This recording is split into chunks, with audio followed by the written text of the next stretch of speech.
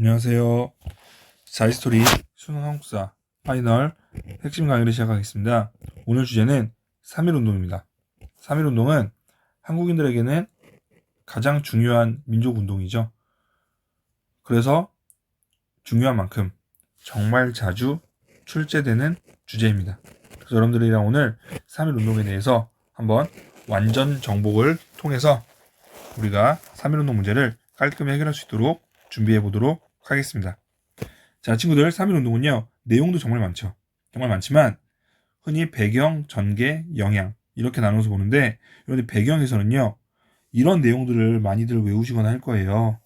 근데 미안하지만, 이 내용들은요, 정답으로 등장할 수 있는 내용은 절대 아닙니다. 단, 3.1운동을 나타낼 때, 앞에서 설명해 주시겠어요. 지난달 도쿄에서 열린 28 독립선언서의 영향을 받아, 우리는 만세운동을 준비했다 이런 식으로 쭉 하다가 만세운동에 대해 물어본다든가 아니면은 윌슨이 민족 자결주의를 통해서 어쩌고저쩌고 해가지고 3.1운동을 수식하거나 이런 건 가능합니다. 여러분들이 민족 자결주의나 28 독립선언서 이 정도는 볼 필요가 있어요. 그냥 그런 것보다 하시고 제일 중요한 인물은요. 아이러니하게도 고종입니다. 근데 고종이 죽어야 됩니다. 표현이 좀 이상한데요. 고종이 죽었다는 거, 고종의 장례식은 3.1운동을 나타내는 정말 중요한 키워드입니다. 같이 비교해서 알아야겠죠? 순종이 죽었을 때 일어난 게 60만세운동, 고종은 3.1운동입니다. 고종 반드시 기억하시고요. 독립선언서, 민족대표, 일반적인 내용이잖아요. 3.1운동을 미안하지만 특정하기는 쉽지가 않습니다. 여러분들이 이 앞에 배경에서는 제일 중요한 것보다 고종의 장례식, 고종의 죽음으로 우리 민족이 분노했다는 거, 이걸 꼭 기억하시고요. 3.1운동의 첫 번째 키워드 고종입니다. 두 번째는요. 3.1운동의 전개에서 태화관이라고 하는 장소와 탑골공원이라고 하는 장소입니다.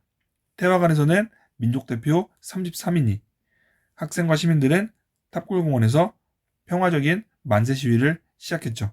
태화관에서 민족대표는 독립선언서를 낭독을 했고 학생과 시민들은 탑골공원에서 독립선언서를 낭독을 했죠. 이 태화관과 탑골공원이 보인다. 여러분들은 무조건 그냥 3.1운동으로 바로 다이렉트로 가시면 됩니다. 자, 두 번째 키워드 태화관과 탑골공원입니다. 그리고 3.1운동은 전국적, 거족적으로 확대가 되었다. 그런 것보다 하시고 세 번째로 알아야 되는 키워드 중에 하나가요. 화성 제암리 학살 사건입니다, 친구들. 이거 같은 경우는요. 신문기사 같은 걸로 문제 낼 때 자주 나오죠.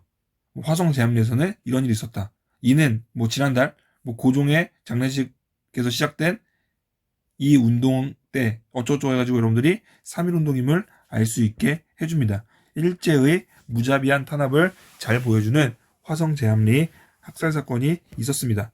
물론 우리 유관순 기억해야 되고요. 그리고 이제 마지막으로 3.1운동의 의의와 영향으로 가가지고요. 여긴 정답으로 쓰입니다. 두 가지는 외우세요, 무조건. 3.1운동 하면요. 문제가 뒤에서 얘기하겠지만 문제가 주로 두 가지 형태인데요. 어떤 형태가 되든지 간에 외워야 되는 두 가지는 첫 번째 거 미안하지만 아니에요. 선생님 이거 중요하잖아요. 최대 규모의 민족운동. 3.1운동을 문제로 주고 이 운동에 대한 설명을 옳은 것은 최대 규모의 민족운동이었다? 그런 문제 안 냅니다. 안 돼요.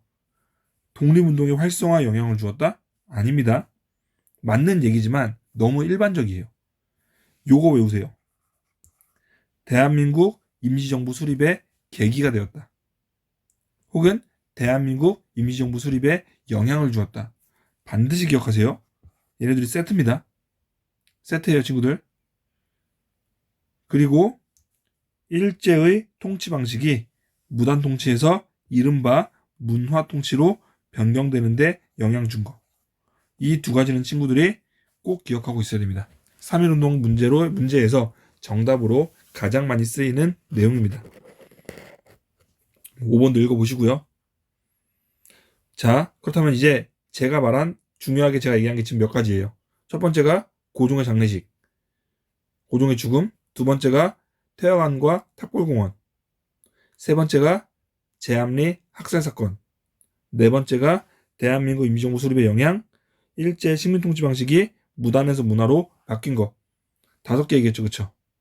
여러분들은 이 한 가지, 두 가지, 세 가지, 네 가지, 다섯 가지. 자, 첫 번째 뭐라고요? 두 번째, 세 번째, 네 번째, 다섯 번째. 다섯 가지 기억하시고요.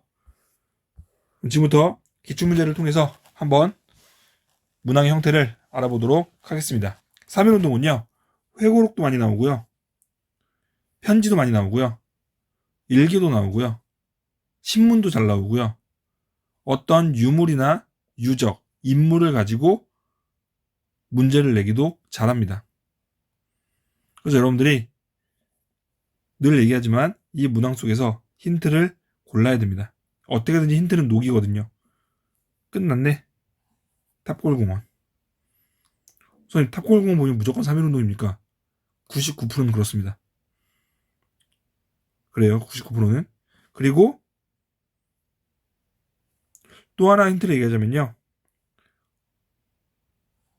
헌병이에요, 헌병. 3.1운동은 무단통치 시기에 일어났죠. 1919년. 무단통치는 헌병, 경찰 제도가 시행되고 있었죠. 그렇죠, 여러분들. 그래서 헌병이 체포할 수 있습니다. 그리고 제일 중요한 핵심 키워드. 고종 황제가 돌아가셨대요. 고종이 죽었대잖아요. 그렇죠? 탑골공원에서 고종이 죽었을 때 일어났고 헌병이 체포할 수 있는 사건. 3.1운동이죠. 자, 지금 3.1운동 문제는요. 두 가지예요. 설명으로 옳은 거. 두 번째는 민족운동의 영향. 두 가지입니다. 설명으로 옳은 거기 때문에 대한민국 임시정부 수립에 영향을 주었다. 만약에 문제가 다음 회고에 나타난 민족운동의 영향으로 옳은 것은이다. 정답은 대한민국 임시정부가 수립되었다. 또 다른 정답으로 쓸 수 있는 건 요거 말고 쓸 수 있는 게 뭐 있어요? 일제의 식민통치가 무단통치에서 문화통치로 변화되었다. 이것도 가능하겠죠. 근데 잘 안 쓰는 건 너무 길기 때문입니다. 그래서 여러분들이 요거 3.1운동과 대한민국 임시정부 잘 기억하고 있기를 바라겠습니다. 여기까지 할게요.